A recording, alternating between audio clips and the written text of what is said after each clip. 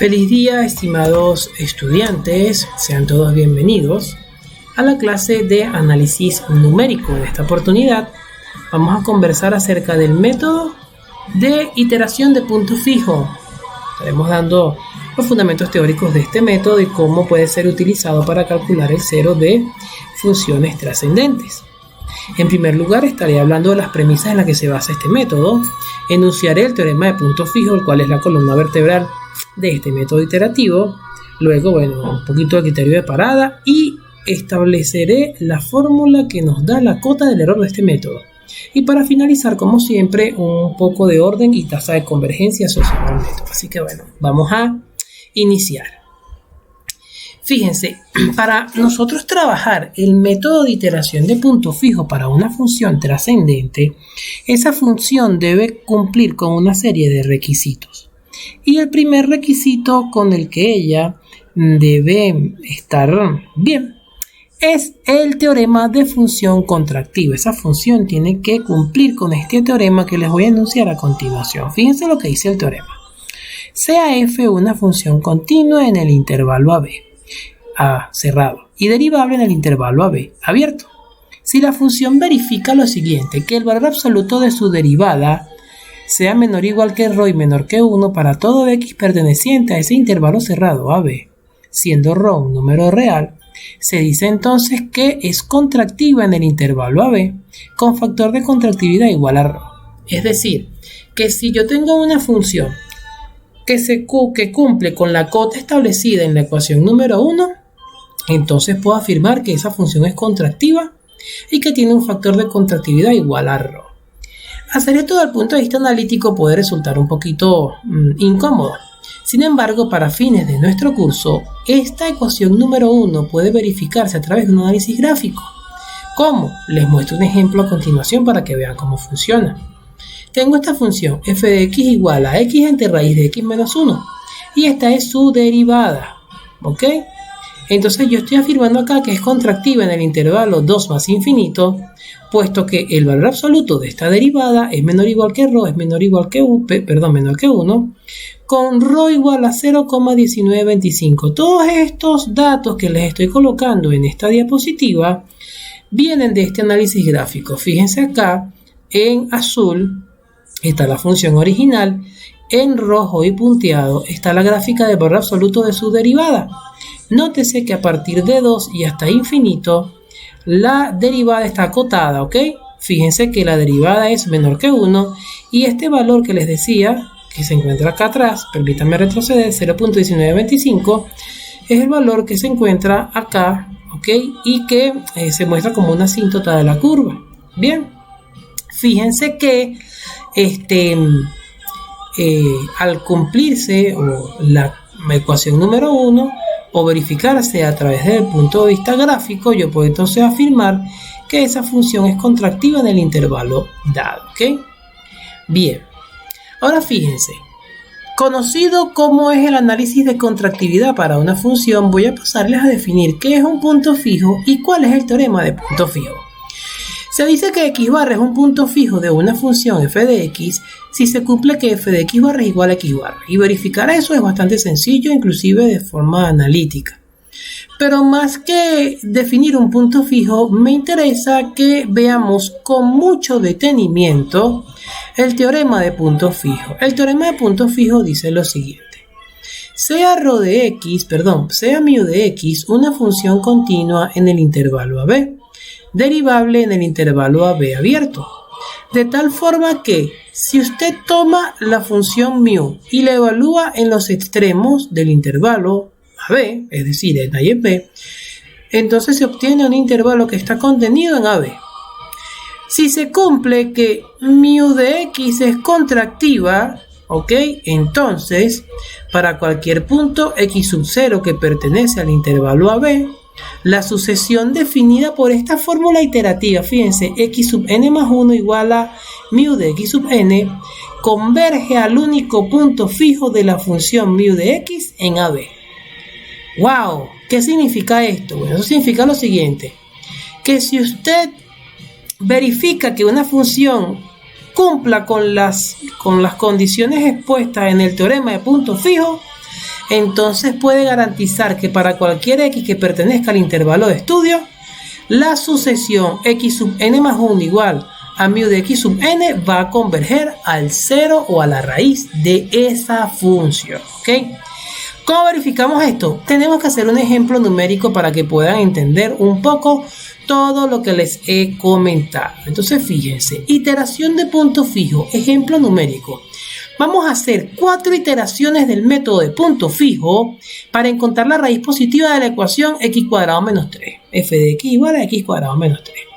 Les he colocado una secuencia de pasos un tanto para que puedan organizarse a la hora de realizar los casos de estudio.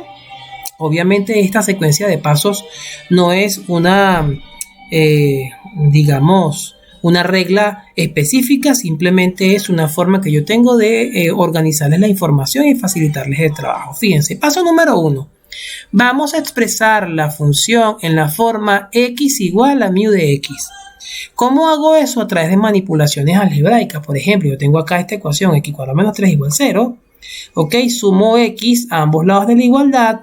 Luego saco x factor común de este lado para poder despejarla, y al despejarla tengo acá x igual a 3 más x entre 1 más x, y fíjense que esta es la estructura x igual a una función rho de x. Cuando llego a este punto, entonces me dirijo al paso 2, sin olvidar que en el paso 1, a través de manipulaciones algebraicas a conveniencia, podemos obtener la forma x igual a mu de x. Entonces en el paso número 2 dice así: calcular el valor absoluto de la derivada. Ok, tomo mi función, esta que está acá, ok, mu de x, calculo su derivada y la encierro en varas de valor absoluto. Y verifico gráficamente que sea contractiva. En este caso, obviamente así lo es. Voy a ahorrarme ese paso. De igual forma en casa puedes practicar con MATLAB o con Desmos y verificar que esa función es contractiva. Y voy al paso 3, verificar las condiciones del teorema de punto fijo. ¿Cuáles son esas condiciones? Bueno, primero voy a buscar un intervalo de estudio. Este intervalo de estudio obviamente lo selecciono como un intervalo que encierra la raíz. Teóricamente, esa raíz está entre 1 y 2, por tanto, yo escojo 1 y 2. La segunda condición es que rho de x sea continua en 1, 2 y derivable en 1, 2. Eso también está bien. Y la tercera condición es que la función evaluada en 1, 2, ok, fíjense, da 5 tercios 2. Y este es un intervalo que está contenido en 1, 2, ok. Entonces fíjense lo siguiente: como se cumplen las condiciones del teorema, entonces puedo iterar. ¿Cómo hago las iteraciones? Fíjense lo siguiente. Esta es la fórmula iterativa, ok. Voy a retroceder un momento para que la vean. Fíjate que esta es la fórmula original, x igual a 3 más x entre 1 más x. La fórmula iterativa es simplemente colocarle n más 1 y n. Y voy a empezar con x sub 0 igual a 1. ¿Por qué? Puedo escoger cualquier iterado inicial que esté en 1, 2. Yo en este caso escogí x sub 0 igual a 1. Y la primera iteración, bueno, es simplemente sustituir en la fórmula iterativa. Obtengo la primera iteración, el número 2. Voy a la segunda iteración. Fíjense que x2 será 3 más la x1 entre 1 más x1. x1 vale 2. Necesito el resultado de la iteración 1. Vuelvo a aplicar la fórmula. Obtengo x2. Voy a la iteración 3 de la misma forma. Utilizo la iteración anterior y la iteración 4, ya que nos han solicitado 4 iteraciones. Si se dan cuenta, 2, 1,66, 1,75, 1,72. No hay un orden geométrico. Es decir, no se acerca la raíz como se hacía, por ejemplo, en el método de bisección, que cada vez que uno hacía una iteración se acercaba a la raíz. Este comportamiento puede no ser de esa forma. Sin embargo, si se cumplen las condiciones del teorema de punto fijo, te va a garantizar llegar a la raíz de la ecuación. Gráficamente, chicos, aquí está la función original, en azul. Acá, ok, como no lo había hecho inicialmente, simplemente se los dije, la función es contractiva, ok, en el intervalo 1, 2, fíjense que en el intervalo 1, 2, la función está por debajo de 1. Bien, y tenemos acá iteración 1, iteración 2, iteración 3, iteración 4, un poco para que a través del manejo de colores puedan ver, fíjense, en rojo la primera iteración, acá en azulito la segunda iteración, en el lila la tercera iteración y en verde la cuarta iteración. Un poco para que vean el comportamiento de cómo se van acercando las iteraciones al valor teórico del cero de la función. Bien. Criterios de parada para este algoritmo a la hora de estarlo programando computacionalmente. Fíjense que no coloqué un diagrama de flujo porque es una fórmula iterativa, ¿ok? verifico las condiciones del teorema de punto fijo y simplemente utilizo esa fórmula iterativa. Pero computacionalmente necesitamos extender el algoritmo en algún momento, ¿ok? Entonces, bueno, si se puede utilizar la diferencia de iterados sucesivos, tal y como aparece ahí en la ecuación número 2, pero también este método nos ofrece una cota del error que podemos utilizar, ¿ok? Y que les voy a mencionar a continuación. Fíjense lo siguiente, la cota del error para el método de punto fijo dice así. Yo tengo una función mu de x, disculpen, estoy confundido hoy con las letras griegas. Tengo una función mu de x que satisface, ¿ok?, las condiciones del teorema de punto fijo. Entonces, una cota del error que supone utilizar x sub n para aproximar el valor de la raíz es esta expresión que está acá, donde este ρ es el factor de contractividad.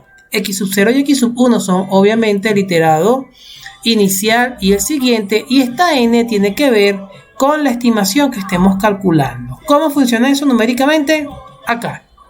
Para el ejemplo numérico, ¿ok?, que hemos nosotros resuelto, tengo acá el análisis de la contractividad entre 1 y 2. Fíjense que para el valor 1 tengo la cota en 1/2 y para el valor 2 tengo la cota en 2/9, ¿ok? Entonces, ¿para qué me sirve eso? Bueno, ¿por qué? Porque acá me está pidiendo el factor de contractividad, que es ρ. ρ lo tomo como el máximo en el comportamiento de este análisis en el intervalo de estudio. Fíjense que sería 1/2. Entonces coloco 1/2 en la fórmula y este n igual a 3 tiene que ver con la tercera iteración. Estamos estimando la cota del error para calcular la tercera iteración. De esta forma, el error en la tercera iteración sabemos que está acotado por este valor. El error en la tercera iteración será menor o igual a 1/4. Bien, así funciona entonces esta pequeña formulita de cota del error para el método de iteración de punto fijo. Y para finalizar, como siempre, orden y tasa de convergencia. Fíjense lo siguiente, tengo una ecuación 4 en donde lambda y alfa son números reales. Y esta r que está acá es la raíz de la ecuación, ¿ok? Vamos a suponer que r es la raíz de la función que estamos estudiando. Entonces el método de punto fijo va a converger a esta raíz con orden de convergencia alfa y factor de convergencia lambda, ¿ok?